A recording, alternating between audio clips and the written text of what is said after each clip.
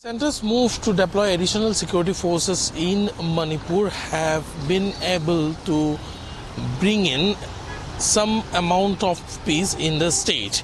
Right now we are in New Second Road, and here also you can see that as the curfew is lifted till 10 o'clock, movement of people are on and shops and business establishments are also open.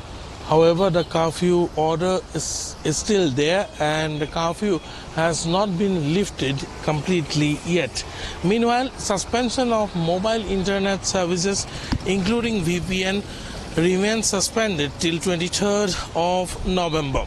Though broadband services have been resumed in the state, the government is taking undertaking from the people who are availing the broadband facility. Meanwhile, efforts are still on in order to bring both the communities on table for talks. It may also be mentioned that as far as the deployment of additional security forces in the state of Manipur is concerned, already more than 20 companies have arrived and another 30 companies will be arriving in the state within the next 2 days. Right, shifting focus to West Asia now. New developments coming in from Lebanon, where the death toll from the Israeli airstrikes has risen to over 3,200. Now, as tensions mount, both Israel and Hezbollah are exchanging blows, with each side making claims of significant gains. Now, what's behind the rising violence and the tensions in that area, in that region? Take a look at this report.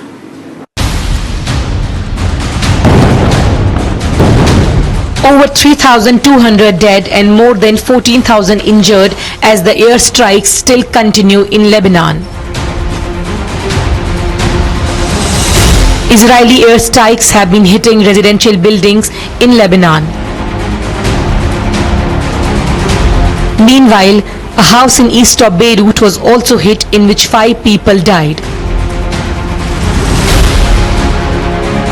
The IDF's chief of staff has claimed that they have already wiped out Hezbollah's main military capabilities.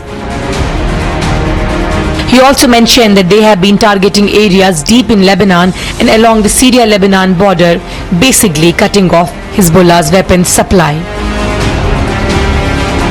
Hezbollah, on the other hand, is saying that they have pushed Israeli forces out of most of the western Lebanon and Israel border.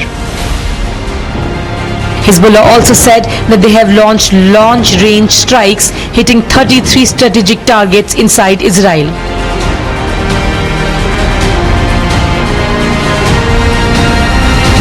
The United States had sought to broker a ceasefire in Lebanon, and the outgoing administration of Democratic President Joe Biden hasn't given up hope of reaching a deal in its final months.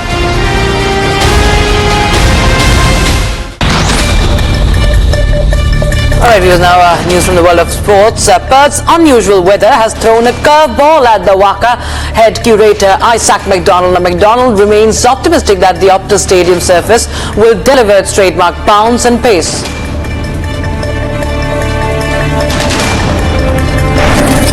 Left-arm seam bowler Yash Dayal has been added to India's reserve pacers list after Khalil Ahmed had to be sent back home due to an unspecified niggle.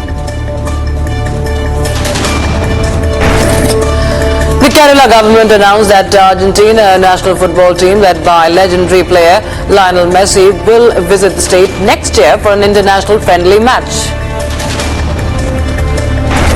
Sri Lankan pacer Mathisha Pathirana and New Zealand all-rounder Bracewell have voiced their enthusiasm about joining forces with the reigning champions New York Strikers for the upcoming Abu Dhabi T20 season.